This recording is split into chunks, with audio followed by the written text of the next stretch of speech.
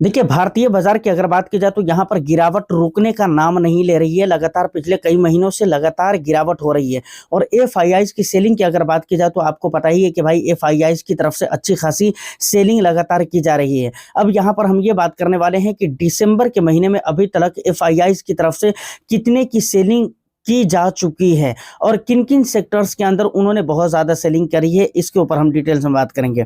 उसके अलावा जो हमारा दूसरा पॉइंट होने वाला है वो ये होने वाला है कि भारतीय म्यूचुअल फंड में 3 ऐसे म्यूचुअल फंड हैं जो कि स्मॉल कैप कैटेगरी के हैं और आने वाला समय में मुझे लगता है कि बहुत अच्छा रिटर्न्स बनाकर दे सकता है। देखिए, अभी जो करंट सिचुएशन है मार्केट के, ऐसे सिचुएशन के बाद और इतनी गिरावटों के बाद भी अगर इनके लॉन्ग ड्यूरेशन के रिटर्न्स देखेंगे तो अभी भी अच्छे नज़र आते हैं। लेकिन अगर मार्केट का सिचुएशन जब सही होगा, जब हालात अच्छे होंगे, उस समय पे इसके रिटर्न्स और भी ज़्यादा अच्छे हो सकते हैं। कौन-कौन से फंड हैं, उनके परफॉर्म कैसे हैं, किस प्रकार के रिटर्न्स हैं, शॉर्ट ड्यूरेशन में कितना गिरा हुआ है, लॉन्ग ड्यूरेशन में उनके रिटर्न्स कैसे हैं, तमाम तर मुद्दों पर हम बात करने वाले हैं। तो वीडियो ऑफ कोर्स बहुत इंटरेस्टिंग होगी, बस एक लाइक करके शेयर कर दें। चैनल को अगर अभी तक आपने सब्सक्राइब नहीं किया है तो चैनल को भी जरूर सब्सक्राइब कर ले, क्योंकि आपको पता है कि भाई इस तरह के इंटरेस्टिंग कंटेंट मैं आपके लिए लेकर आता रहता हूं। देखिए, भारतीय बाजार के अंदर लगातार जो गिरावट हो रही है वो हो रही है, उसके पीछे मल्टीपल रीजन से कोई एक रीजन नहीं है जिसकी वजह से हम ये कह सके कि भाई इसी रीजन की वजह से गिरावट हो रही है। टाइम टू टाइम रीजन भी चेंज हो रहे हैं, प्लस जो मार्केट का सेंटीमेंट है वो तो है ही है। अभी तक दिसंबर के महीने में एफआईआई की तरफ से अच्छी खासी बिकवाली की जा चुकी है, जबकि दिसंबर से पहले के जो मंथ रहे हैं उन मंथ्स में अगर आप देखेंगे तो वहां पर भी बहुत हाई लेवल की सेलिंग की गई है। लेकिन किसी भी महीने के अंदर एफआईआईज़ की तरफ से सेलिंग के अंदर कंट्रोलिंग देखने को नहीं मिली भाई। लगातार ये लोग सेलिंग करते जा रहे हैं। अभी तक दिसंबर के महीने में 22,000 करोड़ की सेलिंग ये लोग कर चुके हैं। 22,000 करोड़ की सेलिंग कर चुके हैं, जो कि बहुत बड़ा आंकड़ा है। और अभी भी दिसंबर के कई ऐसे दिन हैं, कारोबारी दिन है, जो कि अभी बाकी है। तो लास्ट के वीक में देखिए क्रिसमस है, उसके बाद क्या कहते हैं कि क्रिसमस मतलब करीब है। और दूसरी बात यह है कि लास्ट के जो वीक होते हैं वहाँ पर सांता क्लॉज रैली वगैरह की बातें करते हैं एक्सपर्ट। अब इसमें किस प्रकार की हकीकत वो आने वाला समय में पता चलेगा। पिछले 10 सालों में देखें तो मैक्सिमम टाइम्स में ऐसे रहे हैं, जबकि Santa Claus rally Indian market में भी देखने को मिला है, यूएस की मार्केट में तो देखने को मिलते हैं, भारतीय बाजार में भी देखने को मिला है। इस मर्तबा ये किस हद तक ये काम करता है, इसका इम्पैक्ट कैसा पड़ता है, ये देखने वाली बात होगी। तो वेट करना पड़ेगा आपको इसके लिए, हम भी वेट कर रहे हैं, आप भी करें और देखते हैं कि आने वाला समय में क्या होता है।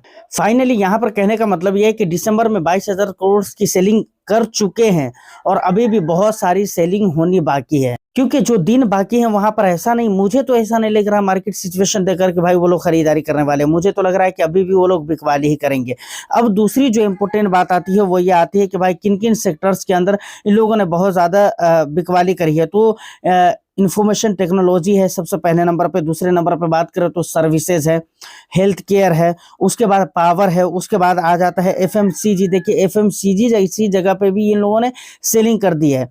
और जहां जहां पर ज्यादा सेलिंग करी है, जिन जिन सेक्टर्स के अंदर ज्यादा सेलिंग करी है, उनमें ये आपको मैं बताऊं टॉप 5 पे है एफएमसीजी। जबकि एफएमसीजी एक ऐसा सेक्टर माना जाता है जहां पर बहुत कम गिरावट होती है दूसरे सेक्टर के कंपैरिजन में, लेकिन यहां पर भी इन लोगों ने सेलिंग करी है। उसके बाद आ जाता है कैपिटल गुड्स। ठीक है, इन तमाम तर जगहों पे इन लोगों ने जमकर सेलिंग की है, बहुत ज़्यादा सेलिंग की है। सेलिंग के रीज़न क्या रहे हैं वो आपको मालूम ही है भाई। देश की जो हालतें हैं और जीडीपी वगैरह की जो हालतें हैं वो आपको पता ही, अगरचे रिजल्ट निकल कर अच्छे आ रहे हैं लेकिन देश में उसका कुछ असर देखने को नहीं मिल रहा है, कुछ फ़ायदा हो नहीं रहा है। और उस निकले हुए जीडीपी के जो आंकड़े हैं उसके ऊपर भी सवाल उठ ही रहे हैं। तो ये भी एक अजीब बात है कि भाई आंकड़े जो निकल कर आते हैं देश की जीडीपी के ऊपर, उसके ऊपर भी सवाल उठते हैं और सवाल बिल्कुल जायज़ होते हैं। दूसरी बात, डॉलर इंडेक्स को अगर आप देखेंगे तो लगातार भाग ही रहा है, रुपया लगातार वीक होता हुआ नजर आ रहा है। इसके अलावा और भी बहुत सारे रीजन है भाई जिसकी वजह से आपको ये सेलिंग प्रेशर आपको देश के अंदर और देश की मार्केट के अंदर देखने को मिल रहा है। अब ज़रा हम उन तीनों फंड को देख लेते हैं, कौन कौन सा फंड है और किस किस एएमसी का फंड है, उनके परफॉर्म कैसे हैं। तमाम चीज़ों को शॉर्ट टर्म लॉन्ग टर्म में सारी चीज़ों में हम देख लेते हैं, उसके बाद फिर हम आगे की बातें करते हैं। ठीक है, देखिए फाइनली हम आ चुके हैं अपने मेन स्क्रीन के ऊपर। सबसे पहले यहाँ पर टाटा स्मॉल कैप आ जाता है, दूसरे नंबर पे इन्वेस्को स्मॉल कैप है और तीसरे नंबर पे Canara Robeco small cap fund है। ये तीनों जो फंड है वो स्मॉल कैप कैटेगरी के फंड है और ऑफ कोर्स पिछले कुछ सालों में अगर देखें तो इनके जो परफॉर्म रहे हैं वो बहुत ही अच्छे रहे हैं। सबसे पहले अगर हम एज की बात करें तो 7 साल 2 महीने हो चुके हैं टाटा के, 7 साल 2 महीने हो चुके हैं इन्वेस्को के, और उसके अलावा 6 साल 10 महीने लगभग सेम ही एज के फंड है। ठीक है, उसके अलावा अगर आप यहाँ पर देखेंगे कि भाई इसके एयूएम साइज क्या है, 11,410 करोड़ के एयूएम देखने को मिल जाते हैं टाटा के। इन्वेस्को के देखें तो 8,999 और क्या कहते हैं 13,060 करोड़ के एयूएम देखने को मिल जाते हैं कैनरा के। तो आप तीनों फंड के अंदर एक अपॉर्चुनिटी भी देख सकते हैं अगर आपको ऐसा लगता है कि भाई फंड साइज बहुत बड़ा नहीं होना चाहिए, क्योंकि बहुत सारे लोगों को ऐसा लगता है कि फंड साइज अगर बहुत बड़ा हो जाता है तो फिर वहां पर रिटर्न्स नहीं बन पाते, जबकि ऐसा कुछ है नहीं भाई। मुझे ऐसा अभी तक किसी फंड को लेकर एक्सपीरियंस नहीं है जिसकी वजह से मैं आपको ये कह सकूं, लेकिन आप देख सकते हैं कि तीनों के फंड साइज आपको लगभग सेम ही देखने को मिल रहे हैं, एज भी आपको सेम ही देखने को मिल रहा है। पिछले 3 महीने में सबसे ज्यादा यहाँ पर गिरने वाला अगर कोई फंड है तो वो टाटा है, टाटा स्मॉल कैप फंड। और यहाँ पर सबसे कम गिरने वाला फंड अगर कोई है तो आप देख सकते हैं कि इन्वेस्को है। और यहाँ पर कैनरा की अगर बात करें तो 3% गिरा हुआ है, 3-3.5% के आसपास। ठीक है, कोई दिक्कत नहीं है, शॉर्ट टर्म में जो कुछ भी हो रहा है होने दीजिए, कोई दिक्कत वाली बात नहीं है।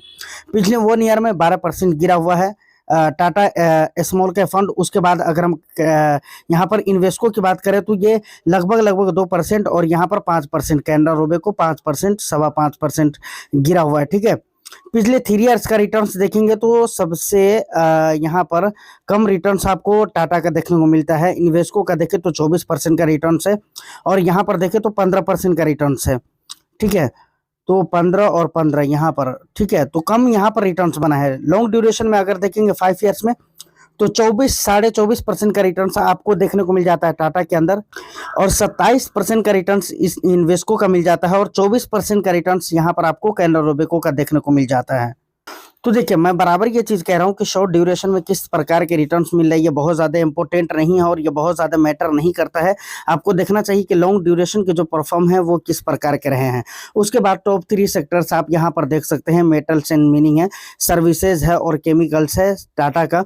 उसके बाद इन्वेस्को का देखें तो सर्विसेज है, फिनेंशियल है, हेल्थ केयर है। उसके बाद यहाँ पर कैनरा के देखें तो फिनेंशियल है, सर्विसेज है, कैपिटल गुड्स है। इसके बाद यहाँ पर टॉप 10 होल्डिंग्स वगैरह को आप रीड कर सकते हैं, उसके टॉप 5 होल्डिंग्स वगैरह को रीड कर सकते हैं। उसके बाद यहाँ पर इक्विटी वगैरह का पोर्शन आप देख सकते हैं और एक्सपेंस रेशियो वगैरह वगैरह वगैरह, ये सारी चीजें हैं जो कि आप देख सकते हैं। टाटा में एक बात और भी है कि भाई यहाँ पर आप लमसम नहीं कर सकते हैं, बाकी दोनों फंडों के अंदर इन्वेस्को और कैनरा के अंदर आप लमसम और एसआईपी दोनों कर सकते हैं, टाटा में जबकि ओनली आप एसआईपी कर सकते हैं। फाइनली यहाँ तक फंड्स के जो भी डिटेल्स वो आपने देख लिया है। उम्मीद है कि आपको ये तमाम तर फंड्स अच्छे लगे होंगे। टाटा के ऊपर रेगुलर मैं कई वीडियो में बात कर चुका हूँ पिछले 1-1.5-2 महीने के अंदर अंदर, तो बहुत अच्छा फंड है। और शॉर्ट ड्यूरेशन में देखिए अगरचे इतना ज़्यादा गिरा हुआ है और आप सोच कर देखें ना कि भाई इतना गिरने के बावजूद भी, मतलब 10% से ऊपर की गिरावट के बावजूद भी इसके रिटर्न्स इतने अच्छे हैं लॉन्ग ड्यूरेशन के। अगर ये गिरा हुआ नहीं होता तो सोचे इसके रिटर्न्स और भी बहुत ज्यादा अच्छे होते हैं, अच्छों में अच्छे होते हैं। तो इसलिए मैं बोल रहा हूँ, तो हालात देखिए आने वाले 5 साल 7 साल 8 साल अगर है, एटलीस्ट आपके पास 7 इयर्स है, तो मुझे नहीं लगता कि आने वाले 7 सालों में हालतें इसी तरह की रह सकती है। वहाँ पर और भी अच्छी हालतें होंगी और वहाँ पर रिटर्न्स बनेंगे तो इसके रिटर्न्स और भी ज़्यादा अच्छे हो सकते हैं। इसीलिए मुझे लगता है कि आने वाला समय में यहाँ पर अच्छे रिटर्न्स आपको बन सकते हैं। और एक बात मैंने कहा हुआ था, अपॉर्चुनिटी, देखिए दो एंगल से अगर आप देखें तो यहाँ पर अपॉर्चुनिटी नजर आती है। एक तो मीडियम एज के ये फंड है, मतलब बहुत ज़्यादा एज नहीं हुआ है तो बहुत कम एज भी नहीं है, इसलिए इस पे भरोसा किया जा सकता है। दूसरी बात एयूएम की अगर मैं बात करूं तो कुछ लोगों को बड़ा एयूएम से प्रॉब्लम हो जाता है, लेकिन मैंने कहा ना, मुझे ऐसा कुछ भी एक्सपीरियंस अभी तक किसी फंड के साथ नहीं हुआ है कि भाई एयूएम, ओनली एयूएम बड़ा होने की वजह से उसका परफॉर्म खराब हो गया हो। अभी भारतीय म्यूचुअल फंड इंडस्ट्री के अंदर अगर हम देखें तो मेरी नज़र में मुझे लगता है कि कुछ ऐसे फंड्स हैं जिनके एयूएम बहुत ज़्यादा बड़े हो चुके हैं, जैसे पराग पारी के फ्लेक्सी कैप हो गए, उसके बाद निप्पॉन के स्मॉल कैप हो गए, इन तमाम तर फंड्स के अगर ईवीएम देखें तो भाई बहुत बड़ा-बड़ा है, लेकिन उसके बावजूद भी इसके परफ़ॉर्म आज भी बहुत अच्छे हैं। लेकिन फिर भी कुछ लोगों का मानना है कि भाई परफ़ॉर्म ख़राब हो जाता है या कुछ लोगों को ऐसा लगता है, तो कोई दिक्कत नहीं है। आपको ईवीएम भी बहुत ज़्यादा बड़ा यहाँ पर नहीं है, जो आप देख ही रहे हैं, इसीलिए मुझे लगता है कि उनके लिए ये भी अपॉर्च्युनिटी है, जो लोग ऐसा सोचते हैं। बाकी हाँ, मेरी तरफ से ऐसा कुछ रिकमेंडेशन या सजेशन नहीं कि भाई आपको इन तीनों में से कोई एक फंड लेना ही चाहिए। ऑलरेडी अगर आपके पोर्टफोलियो में फंड है तो आप उनके साथ जा सकते हैं। अगर ज़रूरत है तो आप इन तीनों में से किसी भी एक फंड को कंसीडर कर सकते हैं।